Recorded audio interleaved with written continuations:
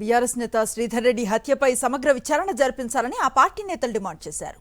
Police ప్రధాన కార్యాలయంలో DGP Ravi గుప్తాను కలిసిన ఆర్ఎస్ ప్రవీణ్ సహా పలువురు నేతలు శ్రీధర్ రెడ్డి హత్య కేసుపై డీజీపీకి ఫిర్యాదు చేశారు. హత్య జరిగి 4 రోజులవుతోందని ఇప్పటివరకు ఎలాంటి చర్యలు తీసుకోలేదని అన్నారు. మంత్రి జూపల్లి కృష్ణారావుపై ఫిర్యాదు చేసినా ఎలాంటి చర్యలు తీసుకోలేదని ఆరోపించారు.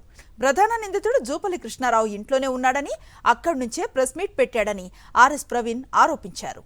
వారం రోజుల్లో ఈ కేసులో న్యాయం జరగకపోతే రాష్ట్ర వ్యాప్తంగా ఆందోళనలు చేస్తామని హెచ్చరించారు.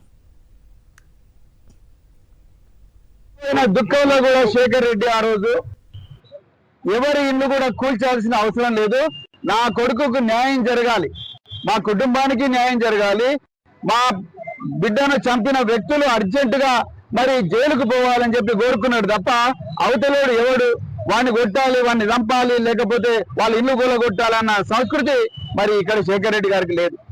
కానీ ఈ రోజు 4 రోజులైంది. 4 రోజులైతే ఒక్కరు కూడా నిందితుడు ప్రధాన నిందితుడు దొరకలేదు. పైగా ఈ కేసులో ప్రధాన నిందితుడైన కృష్ణప్రసాద్ అనే వ్యక్తి నిన్న జూపల్లి కృష్ణారావు ఇంట్లో, చిన్నంబావి మండలం జూపల్లి కృష్ణారావు ఇంట్లో బాజాప్తా ప్రెస్ కాన్ఫరెన్స్ పెట్టిండు. మరి ఎక్కడుంది పోలీసు వ్యవస్థ, ఎక్కడుంది న్యాయం? అంటే మీకొక న్యాయం, మాకొక న్యాయం. మంత్రి అటువైపు ఉన్నాడు, అదేవిధంగా మంత్రి అనుచరులు ఉన్నాడు. కనీసం వాళ్ళని పట్టుకొని అడగలేదు, వాళ్ళు ప్రశ్నించలేదు.